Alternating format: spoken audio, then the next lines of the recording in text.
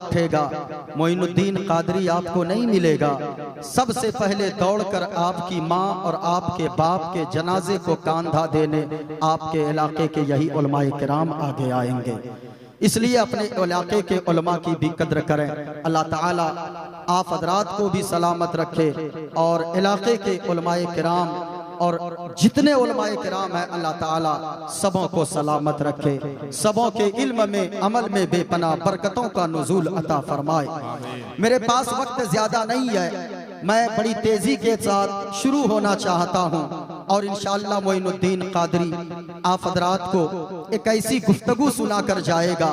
जलसा करवाने का मतलब क्या होता है, लाखों रुपए खर्च करने का मकसद क्या होता है, इंशाअल्लाह आज मैं समझा कर जाऊंगा। अगर आपने एक बात पर भी अमल कर लिया, मेरी बातों पर या अल्लामा फरीदुल कादरी साहब की बातों पर, तो यकीन से कहता हूँ बड़े पैगामात आपने अजमत भाई से समात किया, बहन के हवाले से, भाई के हवाले से। यकीनन अगर एक एक जुमले पे अगर आपने अमल कर लिया, आपका आना भी कबूल हो जाए, आपका बैठना भी कबूल हो जाए, यहाँ बैठकर सुभान अल्लाह भी कहना कबूल हो जाए, तो यकीनन यहाँ भी इज्जतदार रहेंगे, मरने के बाद जन्नत का हकदार हो जाएंगे। अल्लाह ताला सबों की हाजिरी को कबूल फरमाए। ऐसी महफिल को न तो कोई अपनी मर्जी से सजाता है, न ऐसी महफिल में कोई अपनी मर्जी से आता है, न ऐसी महफिल में कोई अपनी मर्जी से जाता है। अल्लाह ताला अपने हबीब के दर का हम तमामी हजरात को सदका नसीब अता फरमाए। और हम यहाँ बैठे तो अकीदा लेकर बैठे। एक शेर हमसे भी सुनिए, आला हजरत का एक कलाम के कुछ अशार मैं पढ़ता हूँ, उसके बाद अपनी गुफ्तगू का आगाज करता हूँ। आवाज मेरी नहीं है, लेकिन आप इश्क को देखें, गुनगुनाने वाला कोई भी हो, हम इतना जानते हैं ये जबान मिली है हुजूर के सदके में, ये हाथ मिला है हुजूर के सदके में, और ये सारा वजूद हुजूर के सदके में। तो जब जबान अल्लाह ने दिया है, कितने लोग ऐसे होंगे अपने इलाके में आपके यहाँ जिनको अल्लाह ने हाथ दिया है लेकिन हाथ में पकड़ने की ताकत नहीं दिया है। कितने लोग ऐसे होंगे जिसको अल्लाह ने पांव ही नहीं दिया है। कभी हॉस्पिटल के इमरजेंसी वार्ड में जाकर देखें, बहुत सारे लोग आपको ऐसे मिलेंगे जिनके दोनों पांव कटे हुए होंगे। बहुत सारे लोग ऐसे हैं आपके समाज में, हमारे समाज में, जिनको अल्लाह ने जबान तो दिया है लेकिन जबान में बोलने की ताकत नहीं दिया है। हम और आप कितने खुश नसीब हैं, अल्लाह ने जबान भी दिया है, जबान में बोलने की ताकत भी अता फरमाया है। अगर जबान में बोलने की ताकत है तो पूरा मजमा झूम कर बोले सुभान अल्लाह। एक बार अगर आप सुभान अल्लाह बोलते हैं, अल्लाह ताला 90 नेकियां अता फरमाता है। एक बार सुभान अल्लाह बोलते हैं, ये रात कितनी मुबारक रात आई है कि हम और आप कितनी मर्तबा सुभान अल्लाह कह रहे हैं, और सैकड़ों नेकियां अल्लाह ताला हम सब के नामाए आमाल में अता फरमा रहा है। एक शेर सुनिए, अपनी गुफ्तगू का आगाज करता हूँ। सबसे आला औला हमारा नबी, सबसे आला औला हमारा नबी। किन से आला, क्या हजरत ईसा से भी आला, क्या हजरत मूसा से भी आला, क्या हजरत ज़करिया से भी आला, क्या हजरत इब्राहिम से भी आला, क्या हजरत याकूब से भी आला, क्या हजरत नूह से भी आला, क्या हजरत शीस से भी आला, क्या हजरत आदम से भी आला। किन से आला, आला हजरत की बारगाह में सवाल करें, किन से आला, आला हजरत सरकार आपने तो फरमा दिया सबसे आला। इन सब में कौन कौन गए, बरेली के रजा की बारगाह से जवाब मिला, सुनो सुनो इस सब में सिर्फ रब नहीं गए, बाकी सबसे आला औला हमारा नबी, सबसे आला औला हमारा नबी, सबसे आला वाला पढ़ ले। सबसे स्टेज से लेकर वहां तक अल्लाह ने ज़बान दिया है, सलामत रखा है, पूरा मजमा पढ़ ले। सबसे आला वाला माशाअल्लाह, जरा दिल लगा कर पढ़ ले तो मैं अपनी गुफ्तगू को आगे कर लूं। ये आज ये वेपर की रोशनी है, ये हेलोजन की रोशनी है, जगह जगह ट्यूबलाइट लगे हैं, ये रोशनी तो जल रही है। लेकिन एक बात बताएं, अगर अभी अचानक सूरज निकल आए तो ये सारी रोशनियां फीकी पड़ जाएंगी। फीकी पड़ेंगी कि नहीं पड़ेंगी? आला हजरत क्या फरमाते सुने। बुझ गई जिनके आगे सभी मशअलें, बुझ गई जिनके आगे सभी मशअलें, शम्मा वो लेकर आया हमारा नबी, शम्मा वो लेकर आया हमारा नबी। पढ़िए सबसे आला वाला हमारा नबी। दुनिया में जितने खूबसूरत चेहरे वाले हों, अगर ये लाइटें बंद कर दी जाए, अजमत भाई बहुत खूबसूरत हैं, अगर लाइटें बंद कर दी जाए तो इनका चेहरा नजर नहीं आएगा, मेरा चेहरा नजर नहीं आएगा, अल्लामा फरीद साहब का चेहरा नजर नहीं आएगा, ताहिर साहब का चेहरा नजर नहीं आएगा। लेकिन याद रखिएगा, ये दुनिया वालों की खूबसूरती है, लेकिन हुजूर की खूबसूरती, हुजूर के हुस्न का क्या कहना। आला हजरत फरमाते हैं,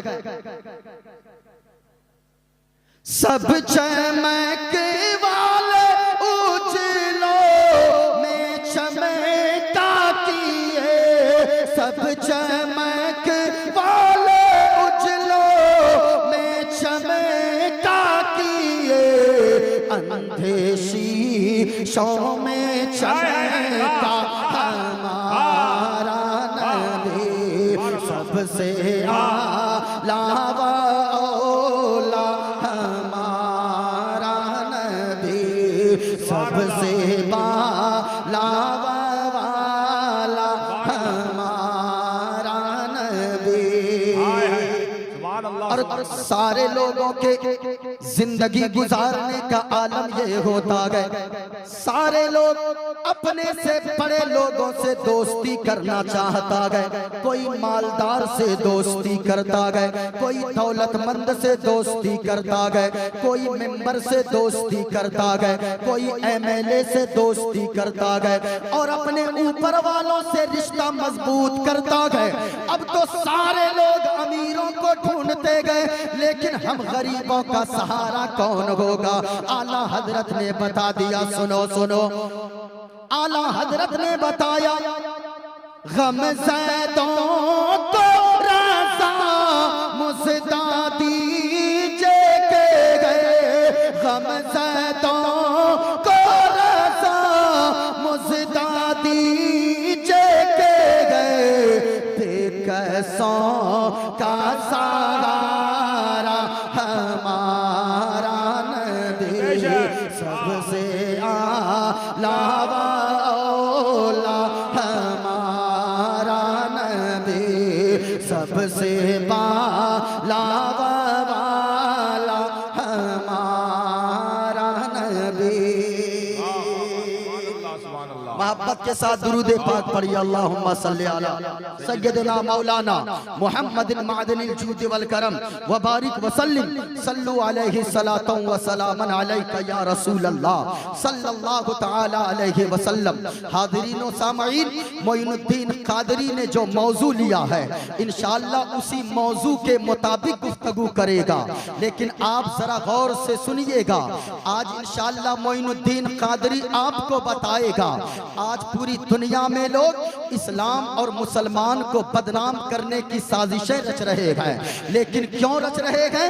मैं उनसे भी कहना चाहूंगा कि दुनिया वालों, इस्लाम हमारा वो नहीं है जो टीवी के स्क्रीनों पर बैठकर कुछ दलाली करने वाले दलाल किस्म के लोग वो इस्लाम को समझाते नजर आते हैं। हमारा इस्लाम वो नहीं है जो टीवी के स्क्रीनों पर बैठकर समझाने वाले बताते हैं। हमारा इस्लाम वो नहीं है जो आज कुछ लोग बताते हैं। कोई इंजीनियर बता देता है, कोई डॉक्टर बता देता है, कोई वो यानी टीचर बता देता है। हमारा इस्लाम वो नहीं है। हमारा इस्लाम वो है जो गौसे आजम लेकर आए हैं। हमारा इस्लाम वो है जो ख्वाजा गरीब नवाज लेकर आए हैं। और गौर से सुनिए, आज लोग शिकार हो जाते हैं कशमकश का, यानी लोग इस्लाम को किसी शराबी मुसलमान को देखा, उसको देखकर इस्लाम समझना चाहते हैं, किसी जुआड़ी को देखकर इस्लाम समझना चाहते हैं। मैं ऐसे लोगों से कहना चाहूंगा, ओ दुनिया वालों, अगर तुम इस्लाम को समझना चाहते हो, किसी शराबी को देखकर इस्लाम को मत समझना चाहो। अगर इस्लाम को समझना चाहते हो, किसी जुआरी को देखकर इस्लाम को मत समझने की कोशिश करो। अगर इस्लाम को समझना है, मदीने वाले मुस्तफा की जीवनी को पढ़ते जाओ, इस्लाम को समझते चले जाओगे। गौसे आजम की जिंदगी का मुताला करो, इस्लाम को समझते चले जाओगे। इस्लाम कितना खूबसूरत मजहब है, इस्लाम की ब्यूटीनेस क्या है, इस्लाम कितना अच्छा मजहब है। आज लोग कहते हैं इस्लाम मानवता का पैगाम नहीं देता है, लेकिन एक बात याद रखिएगा, इस्लाम ने जो मानवता का पैगाम दिया है, गौर से सुनिएगा, इस्लाम ने पैगाम क्या दिया है। मेरे हाथ में किताब है, किताब का नाम है श्रीमद् भागवत गीता। मैं इस किताब से भी साबित करूंगा कि मजहब इस्लाम ने जो पैगाम दिया है वही सच्चा और अच्छा है, वही सबसे बेहतर पैगाम है। इस्लाम एक ऐसा मजहब है जो लोगों को इंसानियत का पाठ पढ़ाता है, जो लोगों को मानवता का दर्स देता है। मैं कहना चाहूंगा, आज इंसानियत इंसानियत चिल्लाने वाले, ये इंसानियत क्या है? आज लोग, मैं अगर आपसे सवाल करूं इंसान किसे कहते हैं, तो जाहिर सी बात है, क्या दो हाथ रखने वाले का नाम इंसान है? मैं अगर आपसे प्रश्न करूं, आपका जवाब होगा हाँ हाँ, जिसके पास दो हाथ हो वो इंसान है। लेकिन इस्लाम इंसान किसे कहता है? जिनके अंदर इंसानियत हो वो असल में इंसान होता है। अगर दो हाथ रखने का नाम सिर्फ इंसान होता तो फिर आप ये बंदर को क्या कहेंगे? क्या बंदर के पास भी तो दो हाथ है? क्या आप बंदर को इंसान कह देंगे? आपका जवाब होगा नहीं नहीं। अगर सिर्फ दो पांव का नाम इंसान होता तो बतख और मुर्गी को आप क्या कहेंगे? बतख और मुर्गी के पास भी तो दो पांव है, क्या आप उसे इंसान कह देंगे? आपका जवाब होगा नहीं नहीं। अगर दो आंखों का नाम इंसान होता तो फिर कुत्ते और बिल्ली के पास भी दो आंखें हैं, क्या आप कुत्ते और बिल्ली को इंसान कह देंगे? आपका जवाब होगा नहीं नहीं। तो मतलब क्या है?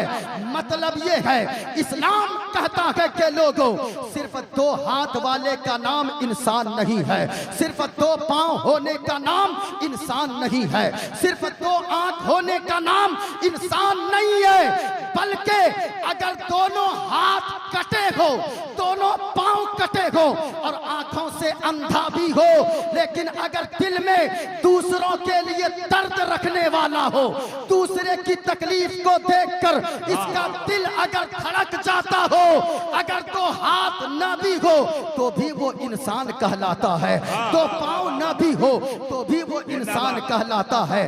गौर से सुनिए, इस्लाम को अगर आपने समझ लिया, आज पूरी दुनिया इस्लाम और कुरान के पीछे लगी है, लेकिन हमारा इस्लाम और हमारा कुरान ये सबसे आगे जाता नजर आता है। आज अमेरिका इस्लाम के पीछे, कर्नाटक और यूरोप इस्लाम के पीछे, न्यूजीलैंड इस्लाम के पीछे, बरतानिया इस्लाम के पीछे, पूरी दुनिया इस्लाम और कुरान के पीछे है, लेकिन हमारा इस्लाम और कुरान सबसे आगे जाता नजर आता है।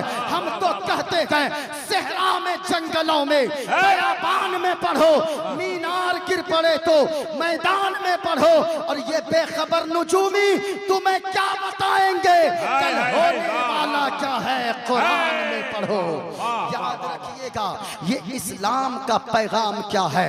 मैं एक मंत्र पढ़ता हूँ, अपनी गुफ्तगू को आगे बढ़ाता हूँ। किताब का नाम है श्रीमद् भागवत गीता। इस किताब का पेज नंबर 154 है। अगर किसी को यकीन न हो, अब मेरी गुफ्तगू तो सोशल मीडिया पे भी बहुत वायरल होती है। किताब का नाम श्रीमद् भागवत गीता है। मैंने निशान भी लगा दिया है। देख एक मंत्र मैं पढ़ता हूँ, उसके बाद आगे मैं इसकी तशरीह भी करूंगा, मैं इसका खुलासा भी करूंगा, लेकिन तवज्जो के साथ सुनिएगा। एक मंत्र सुनिए। वायुर्दे यर्मुगुड़ी मणुना शशंक प्रजापतिष्ठं पर पितामहश्च नमो नमस्ते सुशाहस्कृत पुनश्च भोयोपि नमो नमस्ते अधर्मा भिभवात् कृष्णा प्रदुष्यन्ति कुलस्त्रिज्या स्त्रीषु दुष्टासु वार्ष्णे जायते वर्णशंकर यो जमनादिम चवेति लोक महेश्वरम असम्मूढ़ा समर्थेषु सर्वपापै है परमुच्यति। ये जितना मंत्र मैं पढ़ रहा हूँ इसी किताब के अंदर लिखा हुआ है, गौर से सुनिएगा और आगे सुनते चलिए। गणेशयम चरणम शीशमनम शशांकम चरणम शीशमनम पर्वतम चरणम शीशमनम गंगाजलम स्नानम पंडितम गौदानम स्वाहा। कल की अवतार न्यार पंथम पृथ्वी मध्यम और वसिक्यारतम बलवन स्वानम लम्लघीयम पुष्पपनम तपस्यम वीरम महावीर गुरोम प्राणम प्रादीपम सोमवती विष्णुवेशम स्वरूपम अस्सुमा सुगमारूहा देव दत्तम जगतपति असिना साधु अष्ट आश्चर्य गुणवती गिरीघनील गंधा अति ज्योति में प्रकाशम नतमस्तक भूमिष्ठम परभु गुणगानम नाफबुरीदा लीड गच्छदीन प्रक्रम पवित्रम गंगा स्नानम मति पवित्रम पवित्रम पवित्रम। और एक पंडित है लोगो, हैदराबाद का रहने वाला गए, वो मौलवी नहीं गए बल्कि पंडित है। पंडित नाम है पंडित सोमनाथ वर्मा। वो पंडित जब चलता गए एक हाथ में त्रिशूल रखता गए, एक हाथ में छोटा सा लोटा रखता गए, माथे पे चंदन का टीका लगाता गए।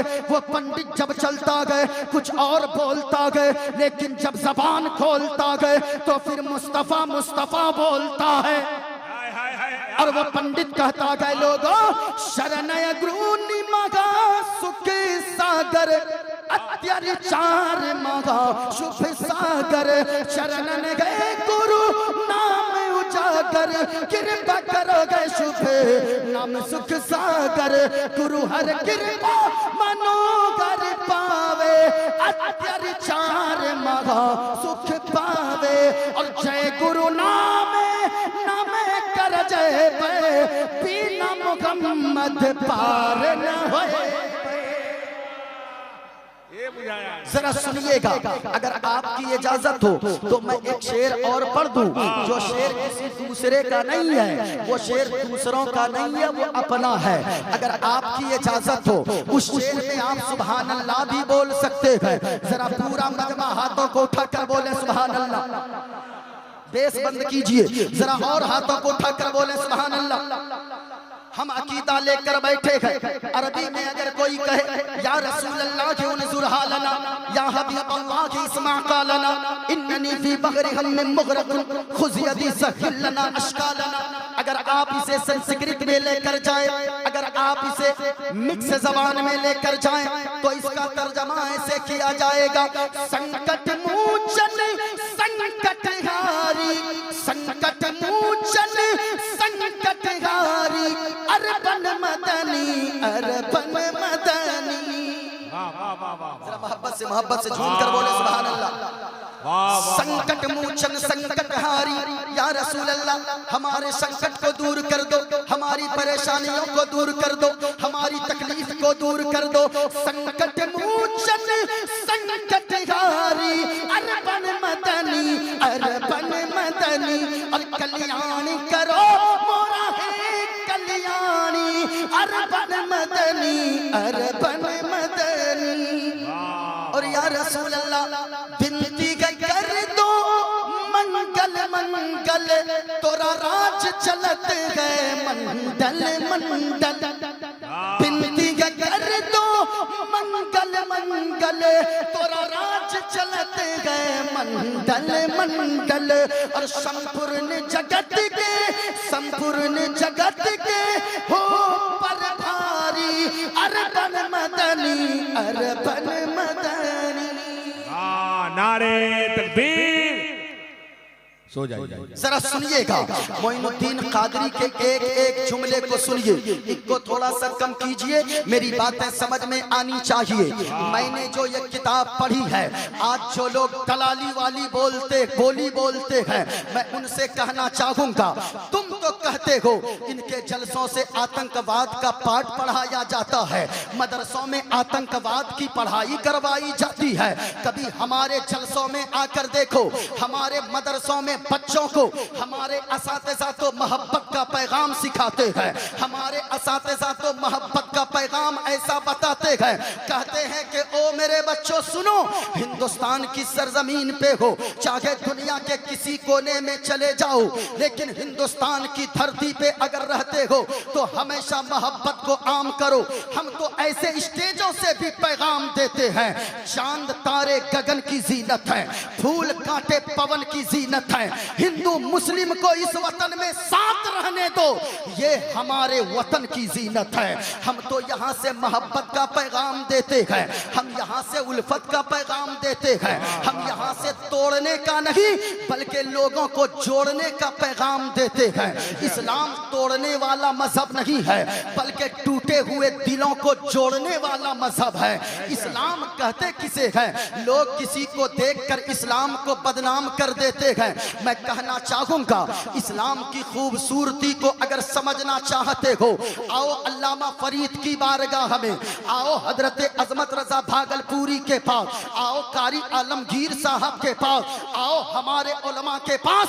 ये हमारे उलमा बताएंगे कि इस्लाम कितना सुंदर मजहब है, इस्लाम कैसा अच्छा मजहब है। लेकिन मैं आपसे कहना चाहूंगा, आप टीवी के स्क्रीनों पर बैठने वालों से इस्लाम को मत समझो, अपने उलमा की बारगाह में आकर इस्लाम को समझो। इस्लाम कितना अच्छा मजहब है, जरा सुनिएगा। इस्लाम की ब्यूटीनेस क्या है? हमारे हाथ पांव में नाखून है, आपके भी हाथ पांव में नाखून है। जरा पूछिए अल्लामा फरीद साहब से, ये नाखून कितने दिनों में काट लेना चाहिए, या कितने दिनों तक के भीतर भीतर नाखून काट लेना चाहिए? ये उलमा बताएंगे कि 40 दिन के अंदर अंदर, ज्यादा से ज्यादा 40 दिन से पहले पहले। वैसे तो जुमा को काटना चाहिए, लेकिन अगर कोई ना काट पाया, 40 दिन के अंदर अंदर हाथ पांव के नाखून को काट ही लेना चाहिए। अगर कोई 40 दिन से नाखून बड़े रखेगा तो यह मकरूह तहरीमी लिखा है उलमा ने, यानी 40 दिन से ज्यादा नाखून बढ़ाना यह मकरूह तहरीमी है। जरा गौर से सुनिएगा, यह तो 40 दिन की कैद हमारे लिए है, आपके लिए है, अल्लामा के लिए है, इन उलमा के लिए है। लेकिन एक किताब का नाम है फतवाए आलमगीरी, उसमें एक मसला लिखा है कि 40 दिन तो आम लोगों के लिए है। अगर कोई गाय का दूध निकालता हो, कोई भैंस का दूध निकालता हो, कोई अगर जानवर का दूध निकालता हो, तो उस किताब में यह मसला लिखा गया है कि वो 40 दिन का इंतजार न करे, बल्कि 10 दिन के अंदर अंदर वो अपने नाखून को काट ले। आखिर वजह क्या है? आपसे भी मैं पूछना चाहता हूँ। हमारे लिए 40 दिन, आपके लिए 40 दिन, उलमा के लिए 40 दिन, लेकिन जो जानवर का दूध निकाले उसके लिए 10 दिन में काट लेना यह बेहतर करार दिया इस्लाम ने। इसकी वजह भी लिखी है उसी किताब में, रीजन भी लिखा गया है उसी किताब में। कहा कि रीजन ये है, वजह ये है, अगर तू जानवर का दूध निकालता है, तू अगर हर 8-10 दिन में नाखून नहीं काटेगा, अगर तेरे नाखून बड़े रहेंगे तो तेरे नाखून लगने की वजह से कहीं जानवर के थन में जख्म ना हो जाए, कहीं जानवर को नाखून लगने की वजह से तकलीफ ना हो जाए। मैं आपसे मिंबरे रसूल पर बैठकर पूछना चाहता हूँ कि सच्ची बात दिल पर हाथ रखकर बताना, जो मजहब इस्लाम जानवरों के साथ इतना अच्छा सुलूक करने का हुक्म देता है, वो इंसानों की कितनी कदर बताता होगा, वो मानवता का कैसा पाठ पढ़ाता होगा। ये मजहब इस्लाम है, लेकिन इस्लाम को लोगों ने समझा नहीं। इस्लाम तो कहता है, जरा गौर से और आगे चलते चले, इस्लाम का पैगाम क्या है। जो लोग कहते हैं कि इस्लाम मानवता का दर्श नहीं देता है, मेरी बातों को ध्यान से सुने। मुसलमानों ने भी हुकूमत किया है। मुसलमानों ने जब भी हुकूमत किया है तो वो जात धर्म के नाम पर फैसला नहीं किया है। मुसलमानों ने जब भी हुकूमत किया है वो चेहरा देखकर फैसला नहीं किया है, काला गोरा देखकर फैसला नहीं किया है, बल्कि मुसलमानों ने जब भी फैसला किया है तो दूध का दूध, पानी का पानी फैसला किया है। मुसलमान आज लेकिन हम ऐसी जगह जीते हैं जहां बलात्कारियों के सपोर्ट में लोग जुलूस निकालते हैं, फिर हम कहते हैं अमन का पैगाम बांटते हैं। नहीं नहीं प्यारे, आज पूरी दुनिया चिल्ला रही है। हमने आज के अखबार में पढ़ा है, आज के पेपर में, उत्तर प्रदेश में रोजाना 11 बलात्कार, जिना जैसी घटिया वारदात सामने आ रही है। रोजाना का अगर सर्वे किया जाए, ये चीजें क्यों नहीं रुक रही है? इसलिए नहीं रुक रही है कि लोगों ने इस्लाम के कानून को लागू नहीं किया है। मैं गारंटी के साथ कहता हूं, अगर इस्लाम के कानून को हर जगह लागू कर दिया जाए, इस्लाम ने कहा है अगर कोई कवारा या कवारी औरत या कवारा लड़का अगर जिना करे 100 कोड़ा मारा जाए दोनों को, और अगर कोई शादीशुदा जिना कर ले, बदकारी कर ले, तो उसको बीच चौराहे पे खड़े करके इतने पत्थर मारे जाएं कि उसी जगह वो मर जाए। मैं कहना चाहूंगा गारंटी के साथ कि अगर इस्लाम के इस कानून को आज भी अगर हिंदुस्तान में लागू कर दिया जाए, अल्लाह की कसम कहता हूं, न किसी निर्भया की इज्जत लूटेगी, न कभी कश्मीर में आसिफा की इज्जत लूटेगी। इज्जत बचाने वाला तो होगा, लेकिन इज्जत लूटने वाला कोई लुटेरा नजर नहीं आएगा। इस्लाम ने पैगाम जो दिया है, लोग बातें बड़ी बड़ी कर जाते हैं कि मुसलमान ऐसे होते हैं। आइए मैं आपको बताऊं एक मुसलमान की दास्तान। दिल्ली की सरजमीन है, वहां पे एक बादशाह रहता है जिसका नाम हजरत औरंगजेब आलमगीर है। कौन औरंगजेब आलमगीर? ये दुनियावी बादशाह की तरह नहीं, बल्कि हाफिज कुरान आलमगीर। वो हाफिज कुरान ऐसा कि दिन में दिल्ली के तख्त पर बैठकर लोगों की फरियादें सुनता था, और जब ईशा की आजान हो जाती थी और रमजान का महीना होता था तो दिन भर तो फरियाद सुनता था। ईशा की नमाज के बाद मुसल्ले पे खड़े होकर लोगों को तरावी में कुरान पाक की तिलावत सुनाया करता था। वो हजरत औरंगजेब आलमगीर है। बनारस की धरती आज भी गवाह है। बनारस की धरती पर एक इब्राहिम कोतवाल नामी शख्स को कोतवाल बनाकर बनारस की धरती पर भेजा। जरा देखो मुसलमानों ने जो फैसला किया है, जात धर्म के नाम पर फैसला नहीं किया है। जब इब्राहिम कोतवाल बनारस आया कोतवाल बनकर, हजरत औरंगजेब आलमगीर ने दिल्ली से भेजा। वो इब्राहिम कोतवाल बनारस पहुंचा, वहां पे एक पंडित की बेटी थी जिसका नाम शकुंतला देवी था।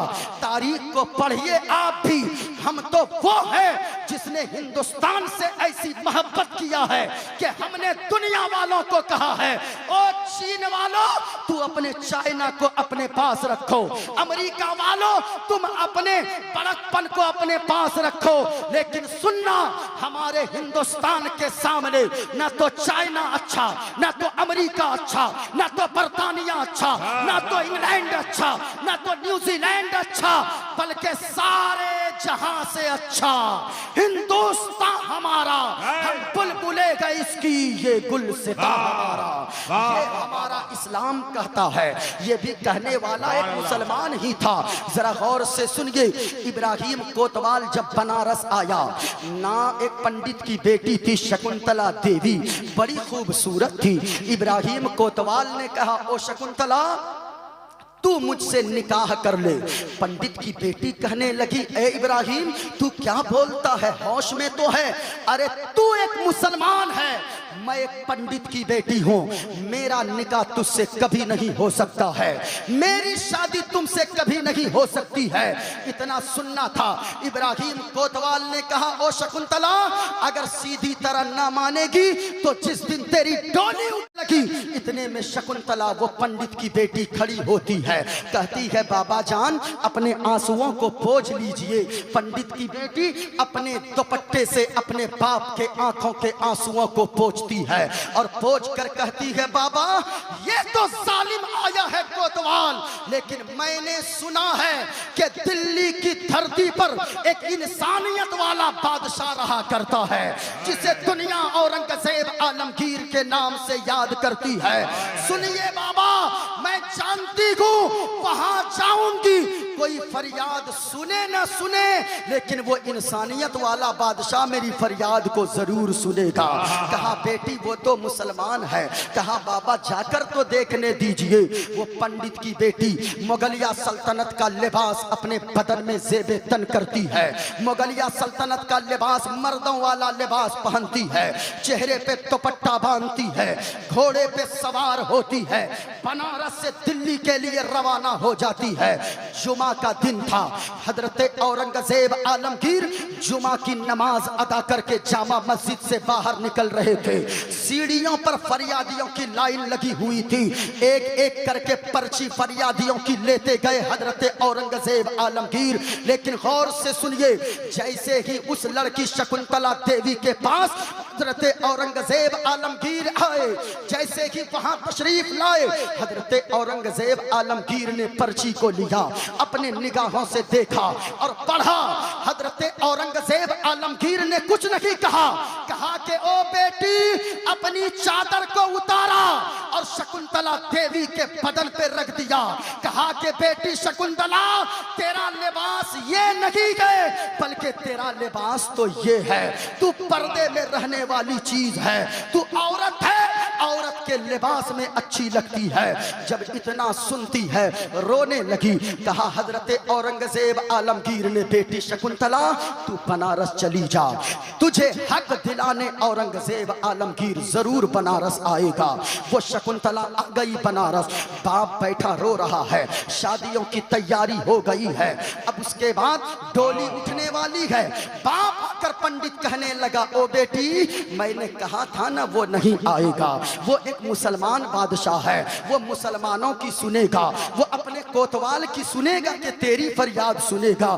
शकुंतला कहने लगी, बाबा जिस मोहब्बत भरे अंदाज में उस औरंगजेब आलमगीर ने मुझको बेटी कहकर मुझे दिलासा दिया है, मुझे ये यकीन है कोई आए या ना आए, एक बाप अपनी बेटी की इज्जत बचाने जरूर बनारस आएगा। अल्लाह अकबर, इतना कहकर रोने लगती है। उधर इब्राहिम कोतवाल अशरफियां लुटाए जा रहा है, चांदी के सिक्के लुटाए जा रहा है, खुशी के मारे झूम रहा है। इतने में जब सब लोग अशरफियां ले रहे थे, बनारस की धरती आज भी गवाह है कि लोगों ने देखा एक कंबल ओढ़ कर एक फकीर आया, आकर कहने लगा, ओ इब्राहिम तू सबको बांट रहा है, हमें भी चाहिए।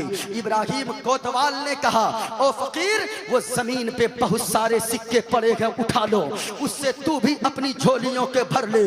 फकीर कहने लगा, ए इब्राहिम मैं वैसा फकीर नहीं हूं, मैं जमीन पे गिरे पड़े सिक्कों को नहीं उठाता हूं, अगर देना ही है मेरे हाथ में तू अशरफिया दे, मेरे हाथ में तू दे पैसे। जैसे ही उसने कहा, अच्छा ले, तू भी क्या याद करेगा, आज मेरे लिए खुशी का दिन है।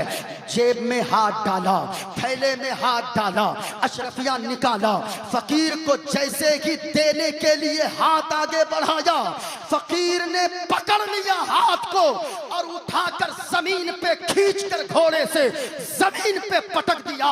चारों तरफ हंगामा मच गया। एक फकीर ने इब्राहिम कोतवाल को जमीन पे पटक डाला है।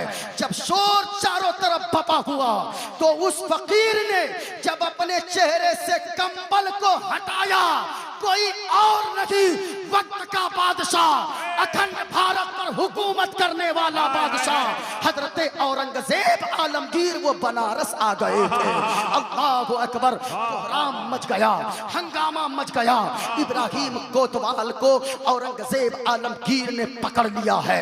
अब इब्राहिम कोतवाल ने जब देखा तो माफी मांगने लगा, हाथ जोड़ने लगा, हजरत माफ करते हैं, बादशाह माफ करते हैं। हजरत औरंगजेब आलमगीर ने फरमाया, काश ये जुमले आज के हुक्मरान भी सुनते और इस पे अमल करते तो काले गोरे में फर्क नहीं करते, अमीर गरीब में फर्क नहीं करते और किसी भी जात और धर्म के नाम पर फैसला नहीं करते।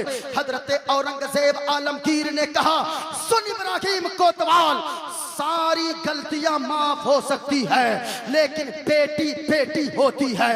मुसलमान की बेटी हो या हिंदू की बेटी हो, क्रिश्चियन की बेटी हो या यहूदी की बेटी हो, बेटी की इज्जत सबकी बराबर होती है। तूने एक बेटी को रुलाया है, इसके लिए तेरी कोई माफी नहीं है। हजरत औरंगजेब आलमगीर ने दो पागल हाथी को बुलवाया और दोनों के पांव में मोटे मोटे जंजीर बांध दिया।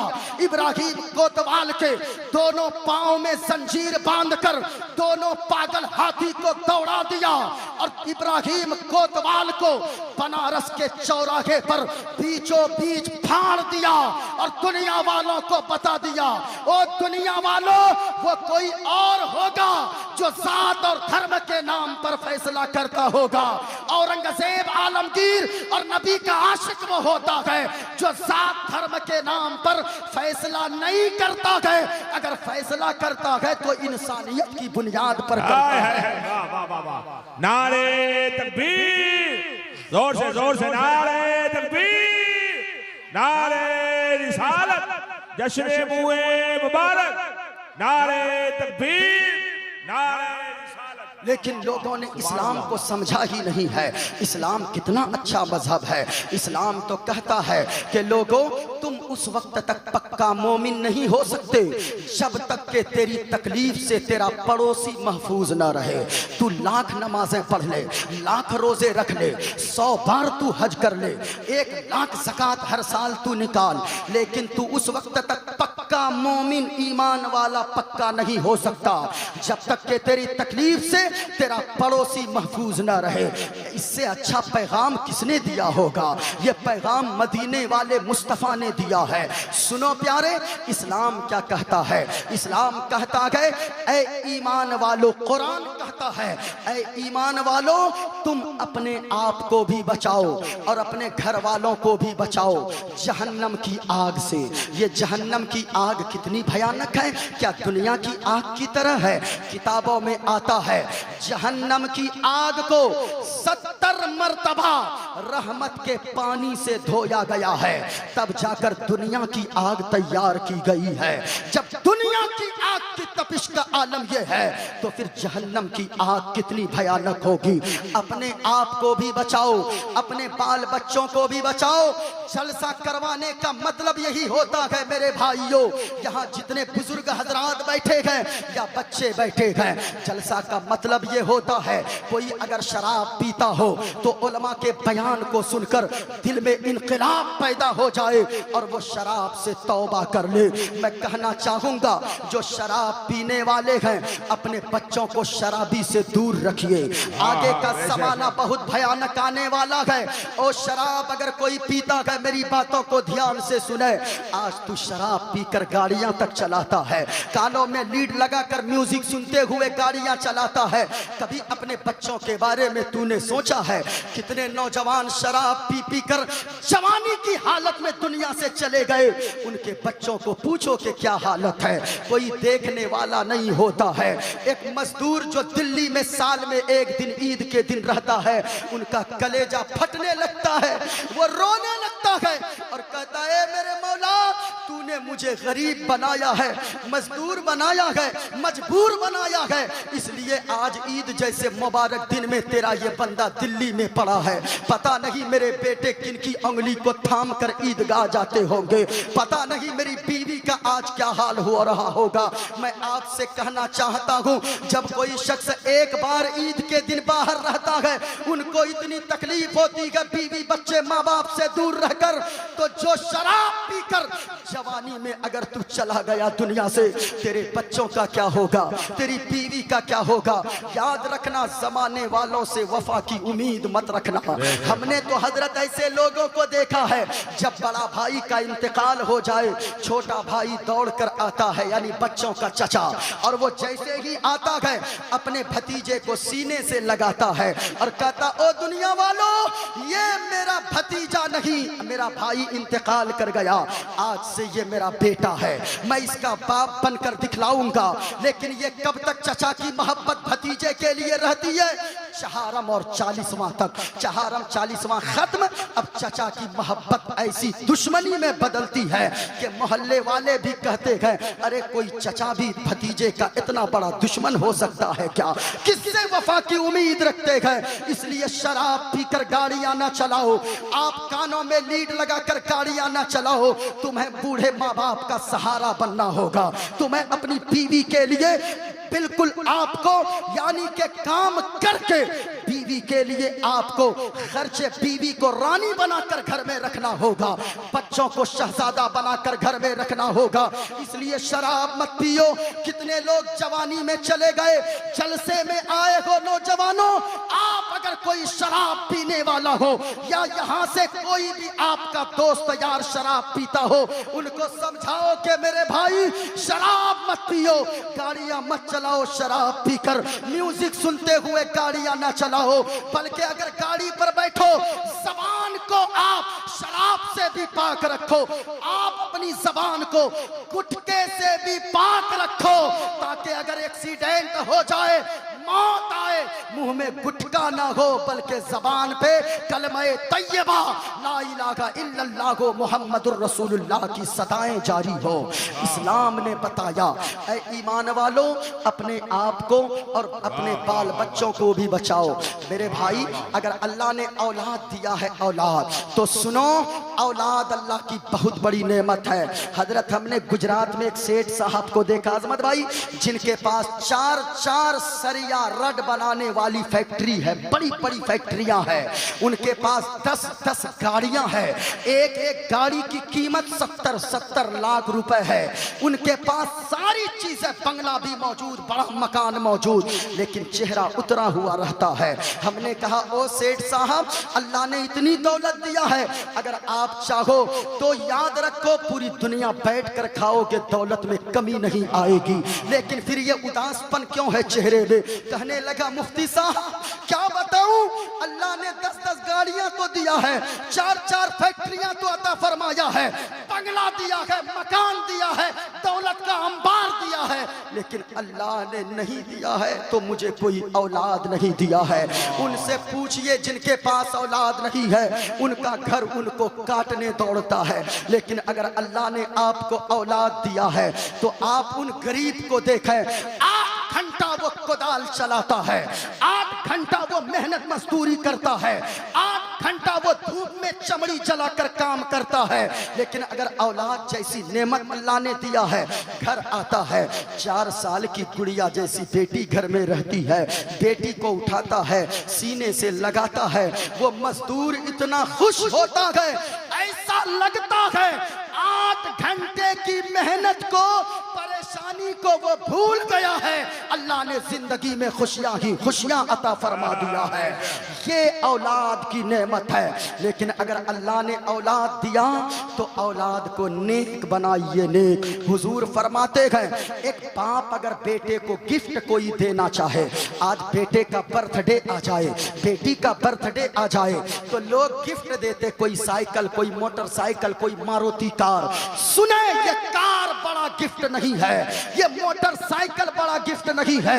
आका फरमाते हैं कि अगर एक बाप अपने बेटा या बेटी को गिफ्ट देना चाहे तो सबसे बड़ा गिफ्ट बाप की तरफ से औलाद के लिए ये है कि वो अपनी औलाद को नेक बना दे, वो अपनी औलाद को अच्छी तरबियत वाला बना दे, वो अपनी औलाद को अगर वो नेक साले फरमा बरदार मुअद्दब बना दिया, बाअदब बना दिया, तो ये मकान से बड़ा तोहफा है, ये दुकान से बड़ा तोहफा है। लेकिन इस जगह ठहर कर मैं कह दूं, बच्चे ऐसे नेक नहीं बनते हैं कि बाप शराब पीकर कहीं पड़ा रहे, माँ अय्याशियां करती रहे और वो ये सोचे कि मेरा बेटा 5 वक्त का नमाजी मस्जिद का बन जाए।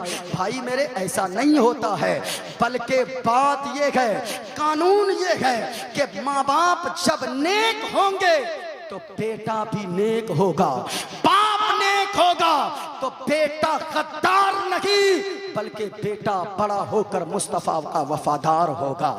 माँ अगर नमाजी होगी, बेटी बड़ी होकर दुनियादार ना बनेगी, बेटी बड़ी होकर कनीज़े फातिमा बनेगी। माँ बाप का नेक होना औलाद के नेक होने के लिए जरूरी है, इसलिए अपने आप को सुधारिए। आपने ख्वाजा गरीब नवाज का तो नाम सुना है। ख्वाजा गरीब नवाज एक मर्तबा रास्ते से गुजर रहे गए,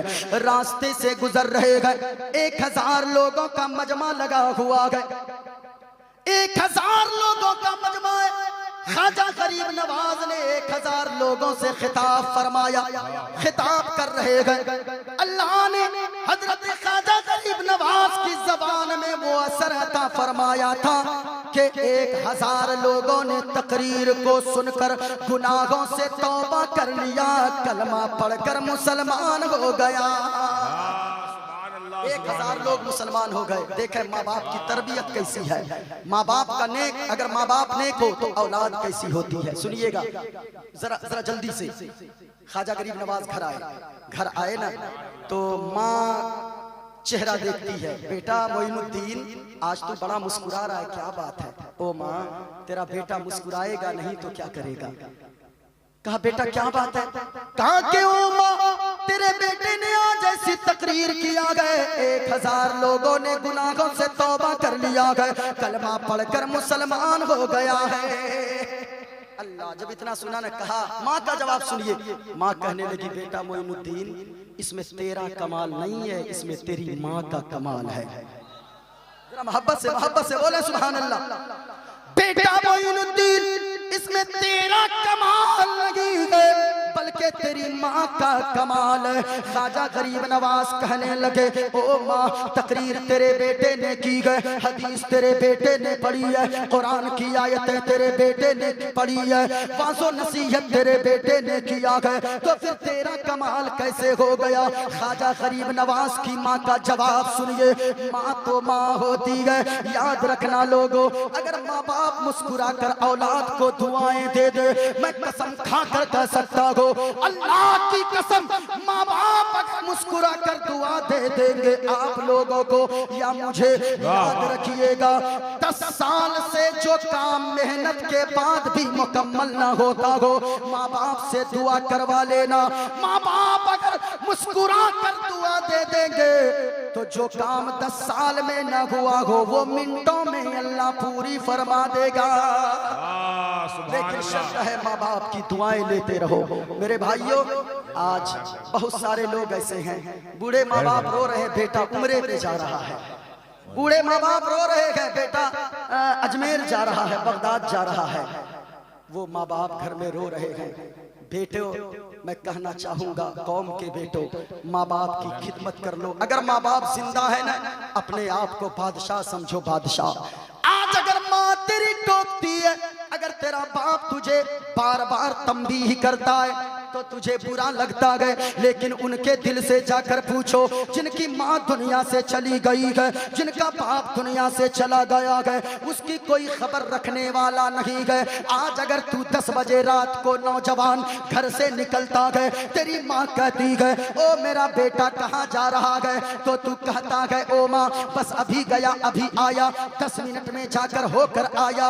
अब रात के 11 बज जाते गए, नौजवान तू घर नहीं आता है, तेरी माँ इंतजार में बिस्तर पे करवटें बदलती रहती गए। रात के 12 बज जाते गए, तू घर नहीं आता गए। रात के 1 बज जाते गए, तू घर नहीं आता गए। तेरी माँ मजबूर हो जाती है, माँ की ममता तिलमिला उठती गए। तेरी माँ बिस्तर से बेदार होती गए, एक हाथ में लाठी लेती है, एक हाथ में टॉर्च लेती है। तेरे बूढ़े बाप के बिस्तर के करीब पहुंचती गए। ओ फला के अब्बा, अरे देखे तो सही अपना बेटा कहाँ चला गया। वो तो 10 मिनट कह कर गया था, रात के 1 बज गए, अपना बेटा घर नहीं लौटा गए। कोई दुश्मनी कहीं ना निकाल ले, कोई तकलीफ उसे ना दे दे।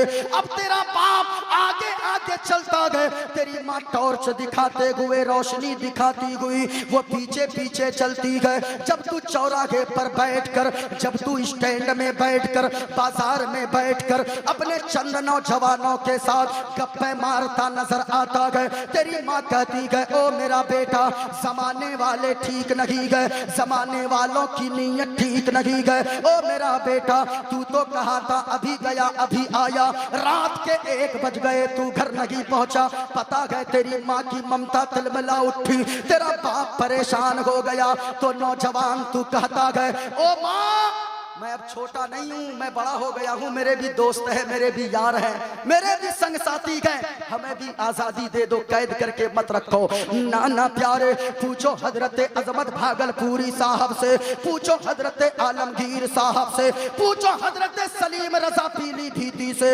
इनकी बातें छोड़ो, मैं अपनी बात बताता हूँ। जब मैं 15 दिन के बाद अगर घर पहुँचता हूँ, मेरी माँ प्लेट में खाना लेकर बैठ जाती है और कहती, ओ मेरा लाल, तू आ गया मेरा बेटा। हाँ मैं आ गया मेरी माँ।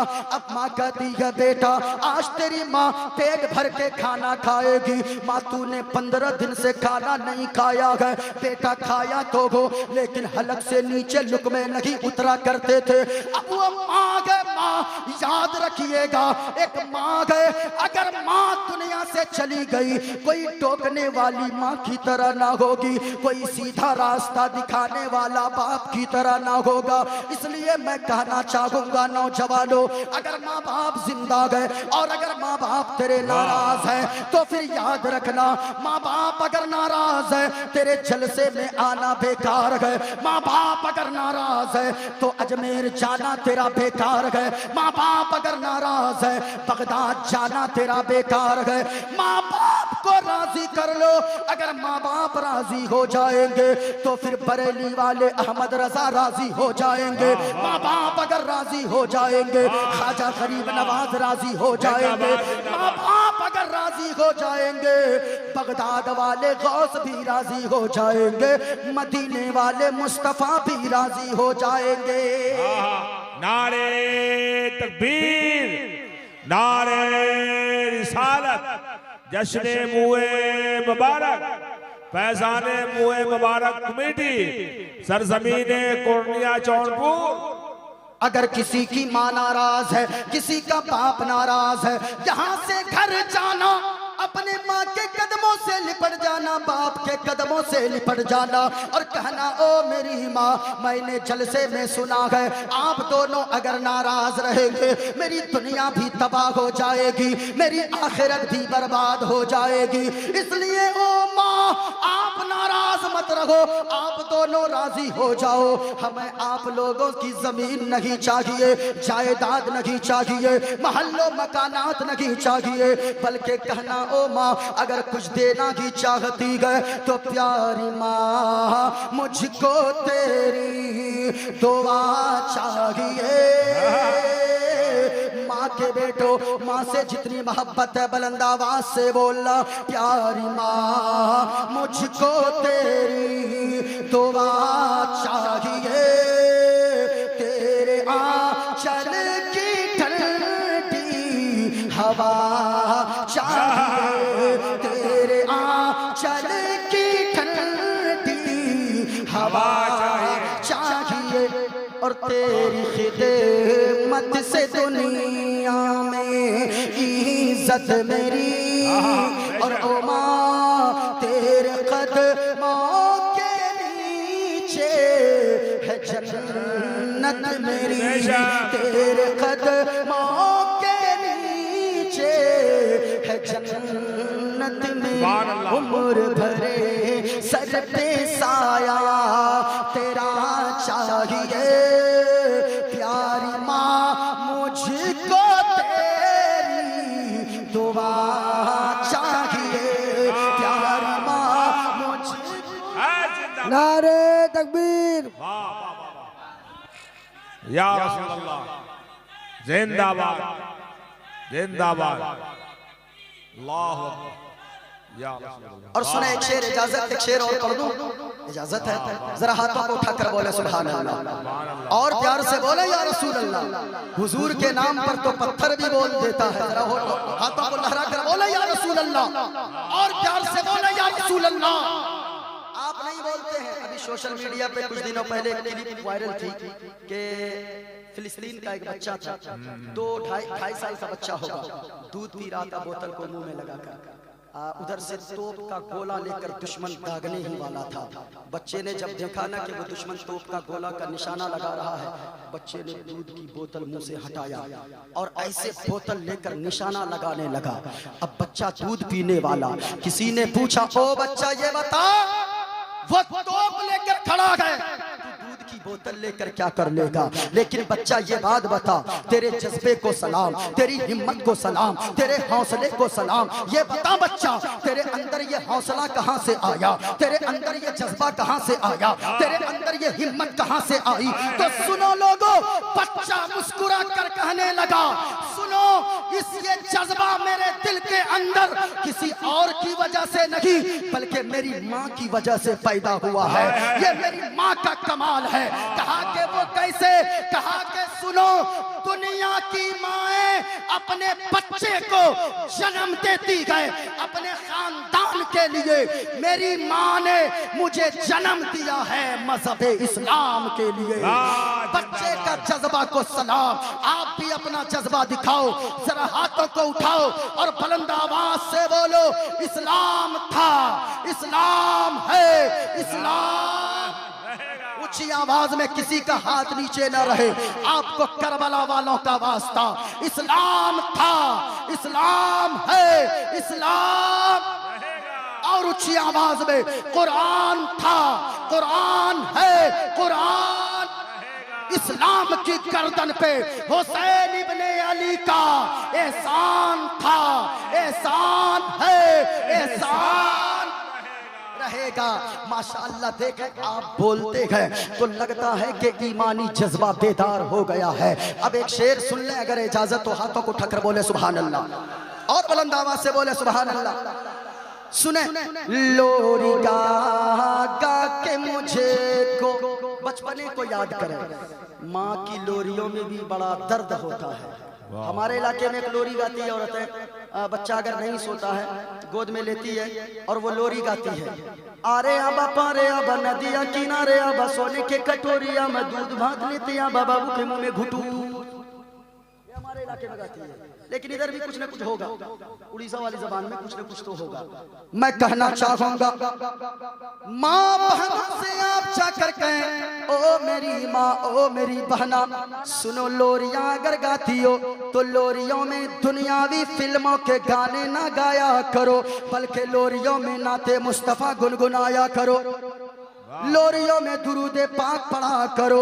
माँ जब लोरियां गाती है, लोरी गा गा के मुझे को सुलाती है तो, और ओ माँ मुस्कुरा कर सवेरे जगाती है तो, मुस्कुरा कर सवेरे जगाती है तो, हमको इसे के सिवा और क्या चाहिए? प्यारी माँ मुझको तेरी दुआ चाहिए, प्यारी माँ मुझको तेरी दुआ चाहिए। माँ बाप की खिदमत करो, माँ बाप की दुआएं लो। माँ बाप अगर मुस्कुरा कर दुआ दे देंगे, माँ बाप की दुआओं में वो असर है कि गुनाहगार बेटे को अगर माँ दुआएं दे देती है तो अल्लाह उसको अपना वली बना लेता है।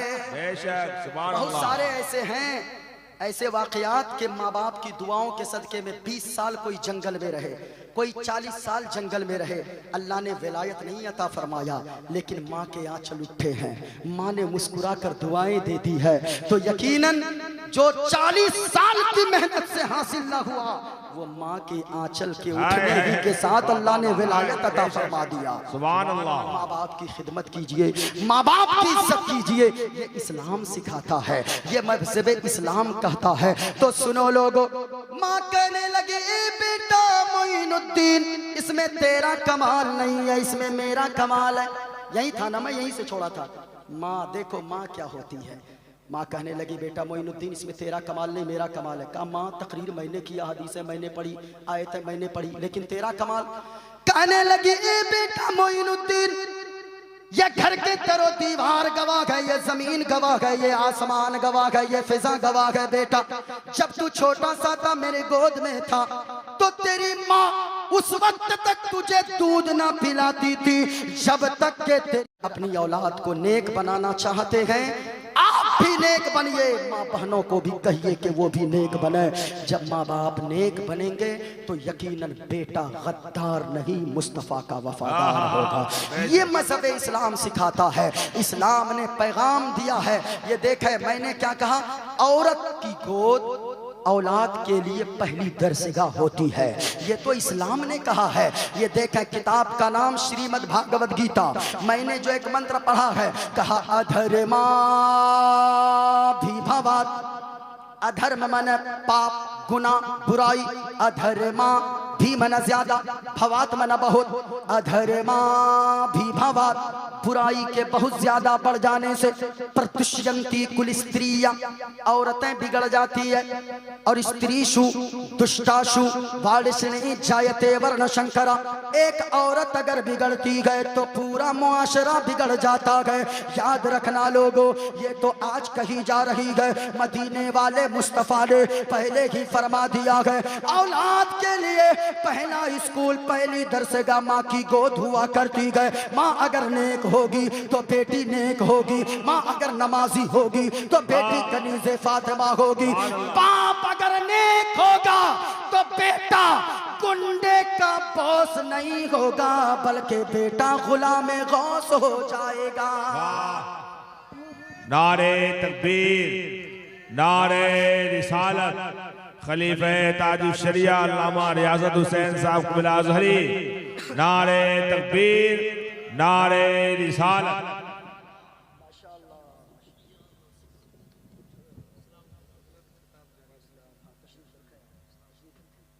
बैठ जाएं आप लोग, बैठ जाएं मोहब्बत के साथ बैठ जाएं। हाँ हाँ हाँ,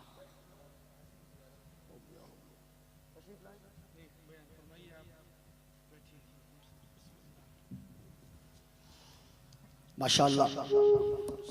हज़रत अल्लामा मौलाना रियाज़त हुसैन साहब अज़हरी दामत बरकातुहुमुल क़ुद्सिया, खलीफ़े हुज़ूर ताजुश शरिया। आप चेहरे को देखें, जब हुज़ूर ताजुश शरिया का खलीफा इतना खूबसूरत है तो फिर ताजुश शरिया का आलम क्या होगा। हाँ, आपके इलाके ने यकीनन, आप अपने इलाके पे नाज करें कि आपके इलाके ने ऐसे ऐसे हीरे को जन्म दिया है कि दुनिया वाले अपनी निगाह उठाकर देखते हैं और कहते हैं जब गुलामे हुजूर मुजाहिदे मिल्लत ऐसे हैं तो हुजूर मुजाहिदे मिल्लत कैसे रहे होंगे। वाह वाह वाह वाह। इसलिए आप अपनी किस्मत पे नाज करें, आप मुक़द्दर पे नाज करें कि आप ऐसी जगह में रहते हैं। ये नगरी किसी दूसरे की नगरी नहीं है, ये हमारे मुजाहिद की नगरी है। जरा मोहब्बत से सुभान अल्लाह। माँ बाप का नेक होना ज़रूरी है, माँ बाप को नेक होना चाहिए। जो लोग इस्लाम पर एतराज़ करते हैं उनको चाहिए कि वो अपनी किताबों का मुताला करें। कुरान अल्लाह का कहता है बिस्मिल्लाहिर्रहमानिर्रहीम, कुल हुवल्लाहु अहद अल्लाहु समद लम यलिद वलम यूलद वलम यकुल लहू कुफुवन अहद। ए महबूबा फरमा दीजिए, अल्लाह एक है, पाक है, बेऐब है, ना माँ है, ना बाप है, ना औलाद है। जो इन चीज़ों से पाक को साफ है वही हम सबका खुदाए पाक है। हम सबका खुदा। इबादत किसकी करें? इबादत किसकी करें? इस्लाम ने कहा लोगों, ये जमीन अल्लाह ने बनाया, आसमान अल्लाह ने तेरे लिए बनाया, चांद अल्लाह ने तेरे लिए बनाया, सूरज और सितारे अल्लाह ने तेरे लिए पैदा फरमाया, पेड़ और पहाड़ को अल्लाह ने तेरे लिए पैदा फरमाया। तू अगर झुकेगा इनके सामने न झुकेगा, बल्कि जिस मालिक ने इन तमाम चीजों को पैदा फरमाया है उसके सामने तू झुकेगा। और ये देखें, मैंने इसलिए पढ़ा, मेरे हाथ में श्रीमद् भागवत गीता, यहां तक कहा गया कि जो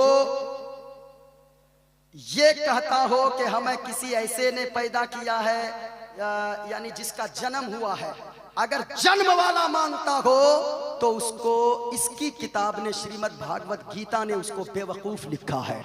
कहा यो मामा जमना दिन, जमना दिन, कहा कि जो अजन्मा जानता है पैदा करने वाले को, चवेति लोक महेश्वरम, असमूढ़ा, असमूढ़ा, कहा कि वही लोग अकलमंद हैं। अजन्मा यानी जिसका जन्म नहीं हुआ है। कहा के लोगों, इसलिए वायुर्दे यरमुगड़ी वरुणा शशंका, ये वायुर्दे, वायुर्द माना हवा, यरमुगड़ माना आग, वरुण के माना सूरज, शशांक के माना चांद।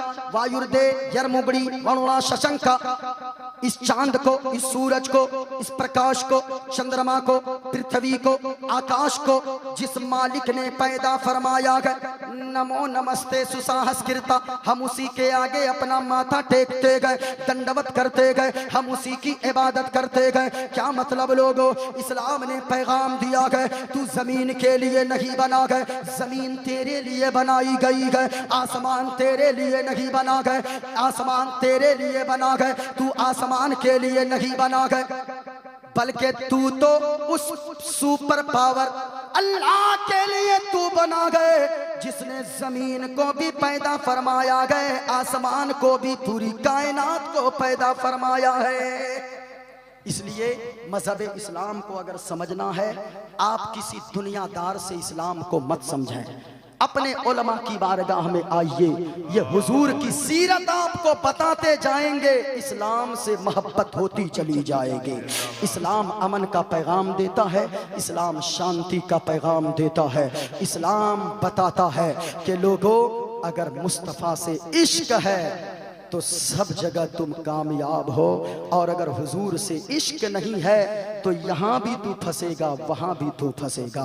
और अगर हुजूर से मोहब्बत है तो नमाजें भी कबूल है, रोज़े भी कबूल है, हज भी कबूल है। और अगर हुजूर से मोहब्बत नहीं है तो सब कुछ बेकार है। और वो शेर मैंने जो पढ़ा था, संकट मोचन संकट हारी, अरबन मदनी, अरबन मदनी, कल्याण करो मोरा हे कल्याणी। ये किसी गैर का कलाम नहीं है, मैंने पहले ही कह दिया। कल्याण करो मोरा हे कल्याणी, अरबन मदनी, अरबन मदनी। या रसूल अल्लाह, इस्लाम का तुमसे ज्ञान मिला है, आदर है मिला, सम्मान मिला है, हृदय से तुम्हारे है आभारी, अरबन मदनी, अरबन मदनी, अरबन मदनी, अरबन मदनी। इस्लाम का पैगाम अमन का पैगाम है, इस्लाम का पैगाम शांति का पैगाम है, इस्लाम मानवता का पाठ पढ़ाता है, इस्लाम तोड़ने वाला मजहब नहीं है, टूटे हुए दिलों को जोड़ने वाला मजहब है। इस्लाम से बेहतर कोई मजहब नहीं, इस्लाम सच्चा मजहब है, इस्लाम अच्छा मजहब है। इसलिए मुसलमान हैं, मुसलमान होने पे फख्र कीजिए। अल्लाह ने हम और आपको मुसलमान बनाकर पैदा फरमाया है। अल्लाह ने हम लोगों को हुजूर की उम्मत में और हुजूर का गुलाम बनाकर पैदा फरमाया है। अपनी किस्मत पे नाज करें, ये कभी नहीं सोचें हम मुसलमान क्यों हो गए, ये बोली लोगों की हो जाती है। खबरदार, खबरदार, कभी नहीं, अपने मुसलमान होने पे फख्र करें और ये कहते रहें कि अगर हुजूर की मोहब्बत में दौलत क्या, अगर जान भी कुर्बान करना पड़े तो हम खुशी बखुशी कुर्बान करने को तैयार हैं। और कहते रहे ये दिल इश्क़ नबी में गर मचल जाए तो अच्छा है, ये दिल इश्क़ नबी में गर मचल जाए तो अच्छा है। मोहम्मद कहते कहते दम निकल जाए तो अच्छा है। मोहम्मद कहते कहते दम निकल जाए तो अच्छा है। खुद भी नेक बनिए, औलाद को नेक बनाइए, माँ बाप की खिदमत कीजिए, शराब से तौबा कीजिए, जुआ से तौबा कीजिए, पूरा मजमा पढ़िए, अस्तगफिरुल्लाह बोलने